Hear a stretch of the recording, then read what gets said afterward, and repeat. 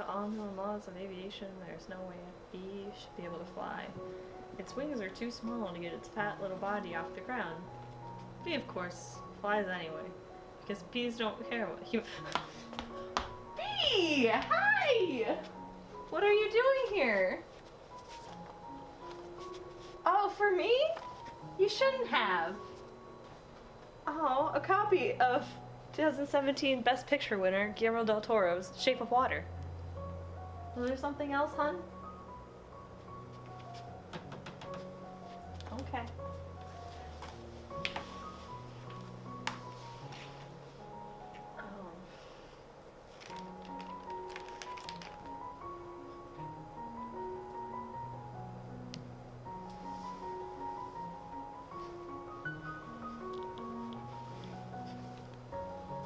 What is it? Honey? Yes! Yes, yes, yes!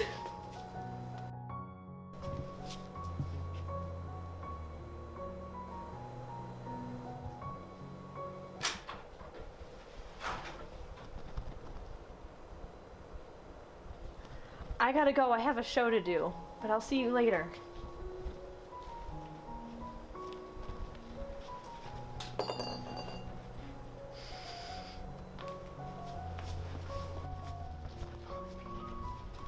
From Buena Vista Television, it's BVTV Tonight. Tonight's guests are Emily Brewer and Daniel Seman. Tonight's segment is Charades. Tonight's game is Double Blind Contour. And here's your host, London VanHorbeck.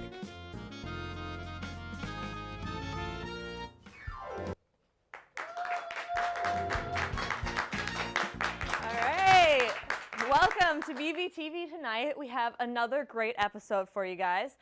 Tonight we're putting a spotlight on the arts here at BV. And no, it's not just another episode of Chance talking about the theater department. No, tonight we're talking about a little more of a classical definition of the arts with guest Emily Brewer, a student here to talk about the visual arts, and a new face on campus, the new instructor of graphic design and animation, Daniel Seman, is here. I'm hoping that they'll give us a few tips on how to make art because I can barely draw my diagrams for physics class most of the time. Anyway, we'll also be playing some pretty fun games, including Double Blind Contour. It should be tons of fun considering I wasn't exactly sure what they were meaning by contour when they were talking about it. I'll figure it out by the time we get there, maybe. Who knows? So to find out, stick around after these messages and enjoy our most aesthetically pleasing show yet. Catch you after the break. Our first guest is a master of graphic design, and you've probably seen her work on many of the posters across campus. Welcome to our first guest, Emily Brewer.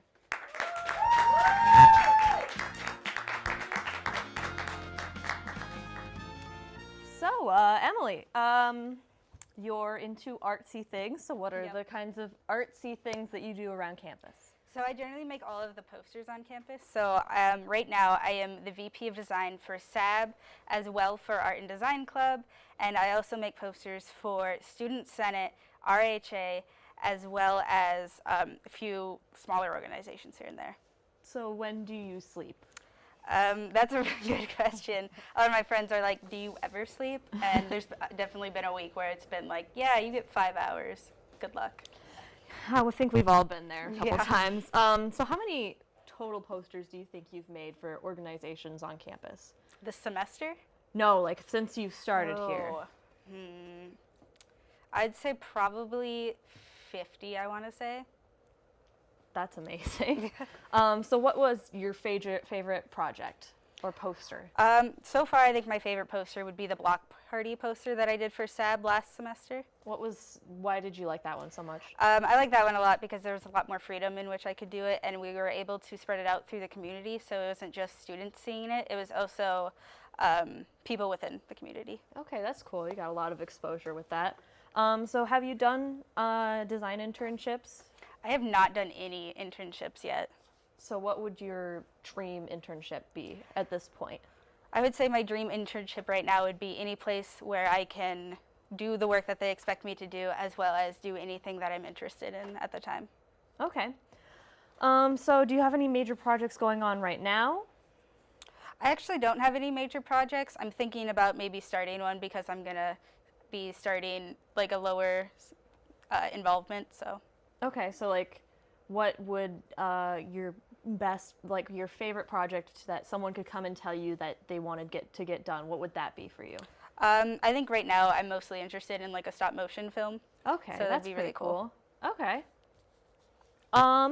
So is there anything you'd like to plug or a place where people can see your work?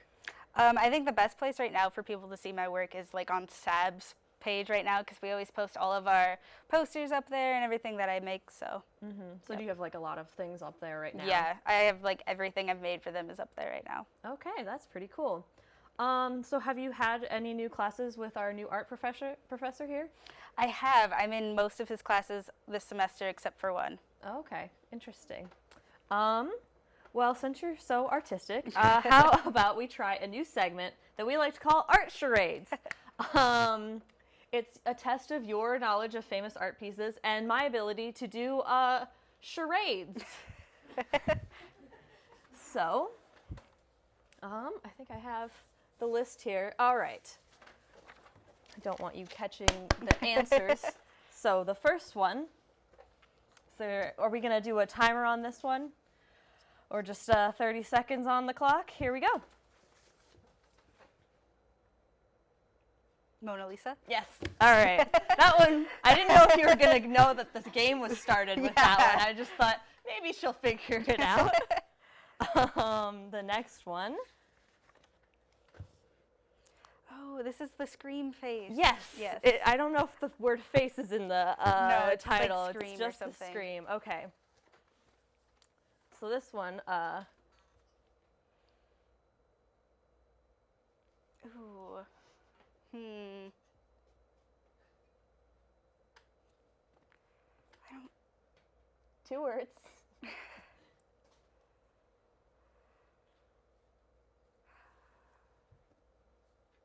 I don't know this one. It's a sculpture. Is it? Okay. So is it? I want to say it's a statue of David, but it's not. I don't know if we actually covered this yet in our history. It's the Thinker. Oh, okay. It's another famous one. Then we have. Oh, this is the pitchfork guy and the person. Oh, shoot. Emily, are you from Iowa? No. Okay. Well, yes, partially, yes. It would not make sense for you to not get this one if you were from No. Iowa. I really don't know the name of it. Shoot. Okay. American Gothic. American Gothic? That's the title. Okay. You may have heard all of the fun facts about it, like that was his dentist, and I think his dentist's daughter or something. Oh, weird, yeah. This last one is less for me to act out and more for you to just get. Oh. So. Yes. I don't know the name. I suck at names for like famous pieces. I really do. You recognize most of these pieces, yes. even if you don't know the name. Yes. No, I've definitely seen every single one of these. Okay. Yep. I think it's just called Campbell's Soup Cans. Campbell's Soup Cans. I didn't know that. I didn't know the name of the piece. I thought it was something a little more than just Campbell's Soup Cans. Campbell's Soup Cans. She really knows her stuff. You can catch Emily's work around campus and here later tonight for a special game. In the meantime, we'll be right back with an interview with BVU's new animation professor after this commercial break.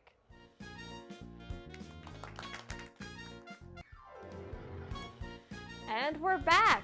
The art continues with our next guest, the new face in the art department, BVU's new instructor of graphic design and animation, Professor David Seman.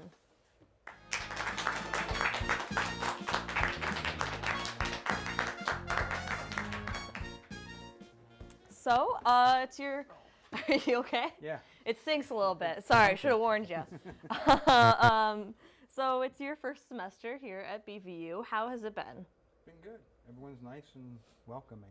Good. I like to think that everyone in Iowa is pretty nice and welcoming.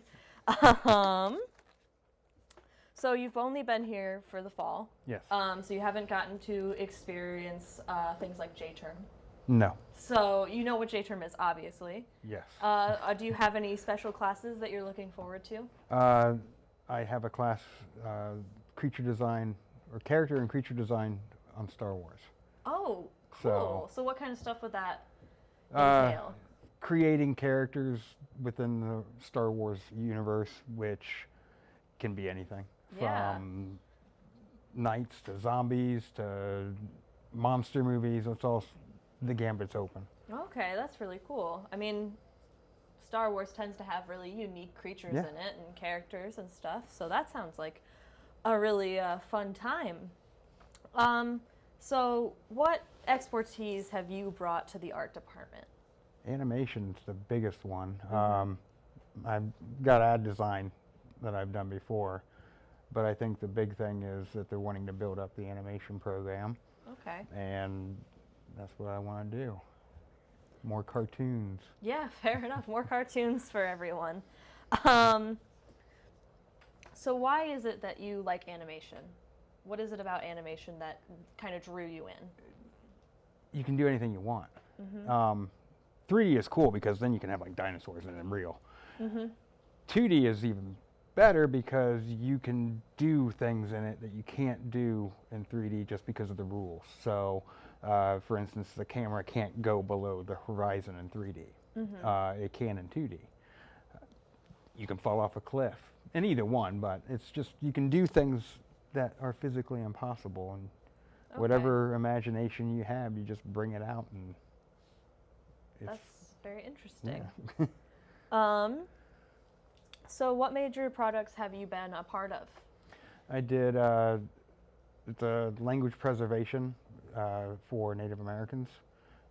This one was, the one I did was Coyote story, and it was preserving the Chippewa language, and they used that to teach their language to the younger generations. And they had puppets, but puppets are creepy, so. Yeah, puppets sometimes are creepy. So what is the Coyote story? It is a story, it's a moral story. So essentially, to me, it was mind your business. So the coyote's hungry, and he sees a flock of ducks, and he wants to go eat them. And he wants to trick them into making it easier for him. So he just gathers up a bunch of grass, puts it into a bag, walks by him, and they're like, hey, what are you doing? Being obvious when walking, so he gets their attention. And they just start asking questions that really didn't concern them. And at the end, he whacked a bunch of them over the head with his flute and went home to be well fed. Interesting. So it's nice. Yeah, so more of the story is mind your business. Anyway, so you have a trailer for that project. What kind of ideas do you have with that project, specifically with the trailer? So well, it was a teaser sent a press release to the different film festivals that it was entered into and shown at. So they went on their website, let people click on it, and then they can just see the trailer of it. And it's like, oh, okay, we'll go to this time slot and see it. So it's just a compilation of all the cool scenes.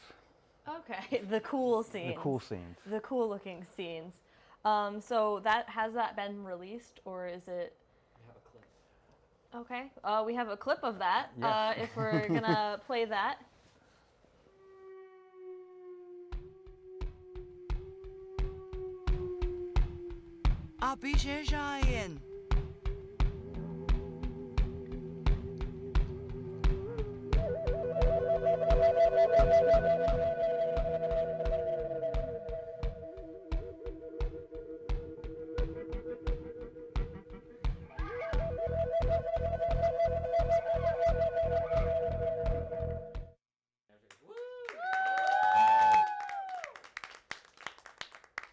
It's very cool looking. I really like that.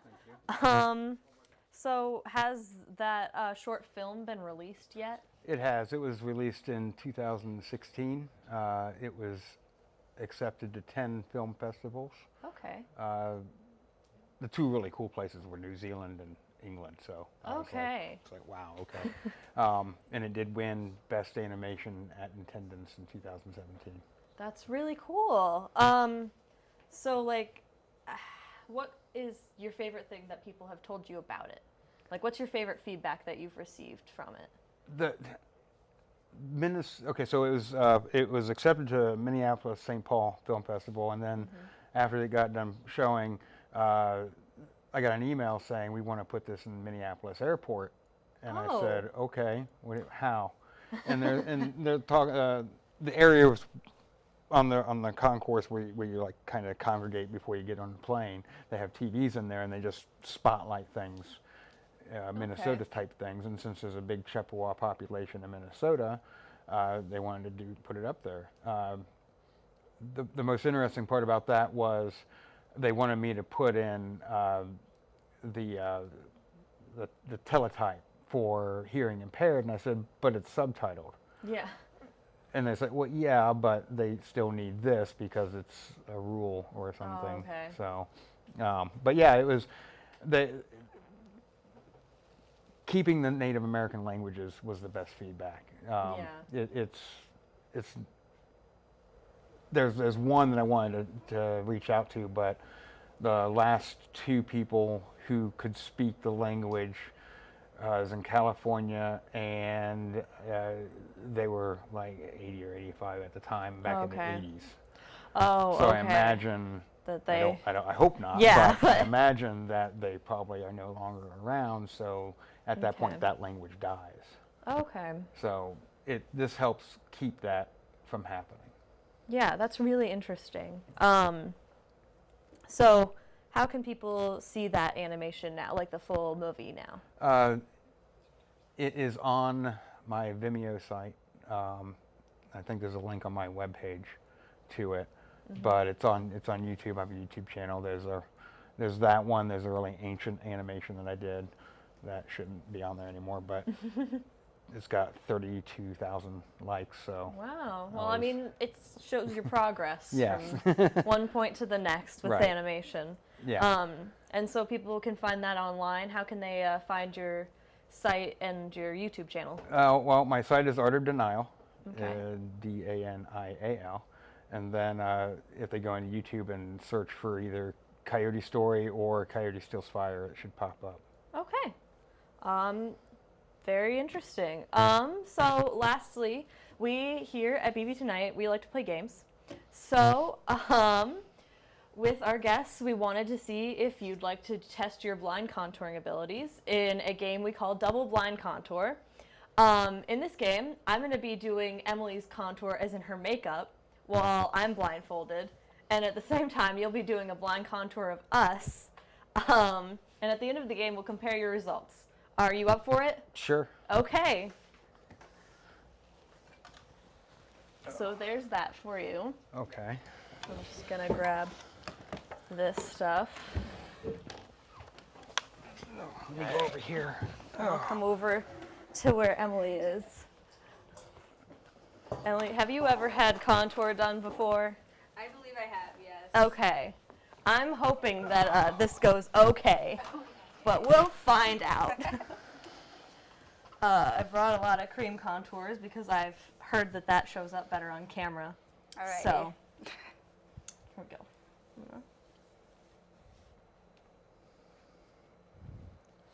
The trick is going to be to find your face Yeah, that's going to and be then difficult. put the makeup on because I probably won't know where your face is. That's very true. Okay. Okay, I'm definitely going to take my glasses off real That's a quick. good idea. Yeah. Okay. So here's a darker color. There's a face. I found it. I have found her face. I think I'm going to do it okay.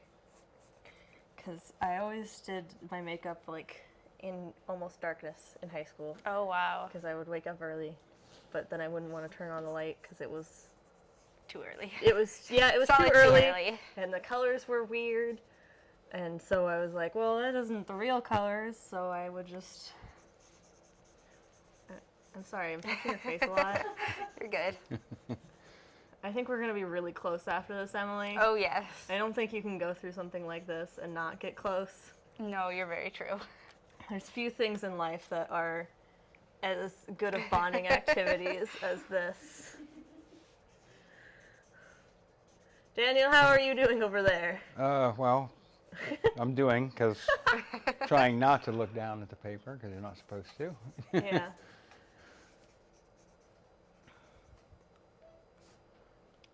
I when they first said he's gonna do a blind contour, I was like, well, I thought he was the art professor. Why is he doing someone's makeup?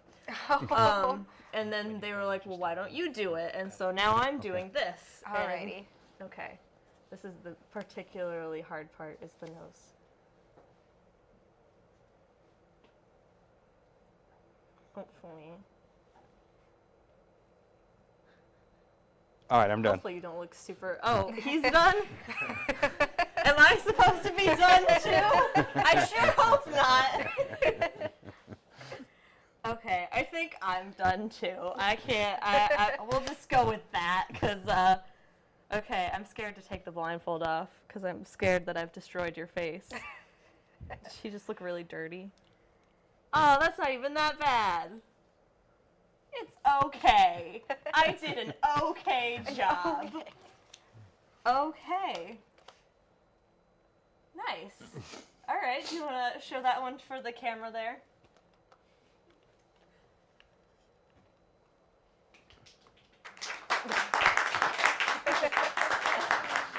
Well, now that I've made a mess of us, I'd say it's time for another commercial break. Stay tuned to see the aftermath right after these messages.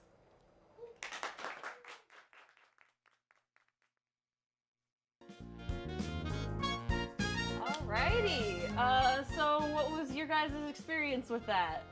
I thought it was a lot of fun. Yeah. Yeah. It was interesting. Yeah. I liked it. Did you say it was your first time doing a blind contour? Yes. That's pretty cool. Never I did mean, that. I think you did pretty good for the first Thank you. time. Gotta say. And it was your first time getting contour on you. I'm sorry, I feel like I didn't put any on you because I couldn't tell how much was actually on my finger. No, I feel like that'd be super hard. Yeah, it's hard to do even with the lights on. A lot of people are not very good at contour. Yeah, that's very true. With the lights on. I'm not very good with contour with the lights on. So what do you kind of... what kind of stuff are you guys looking forward to in the art world? I feel like we don't really hear a lot from the art world until it's something major or big disaster like that one Jesus painting that someone botched the restoration of. Like, what kind of stuff are you looking forward to? Bansky's shredded masterpiece. That was awesome. And it didn't go all the way, so now it's even worth more money.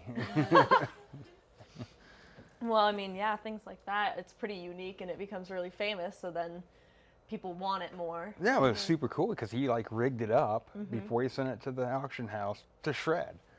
And it just, the machine stopped because it was supposed to go all the way and, you know, what price is the art, but it didn't. So the person who bought it now has a Bansky kind of half shredded, which I think created a new art piece in itself. That's pretty cool. So. Well, thank you guys for sticking around till the end. We made it. That's another episode in the bag. Catch us one more with this semester, and then we have our finale on November 29th. And let's give one more round of applause to our amazing guests, Emily and Daniel. Yeah, definitely the most artistic people I know because I spend all my time in the Science Center. Good night, everyone, and catch you in the next one.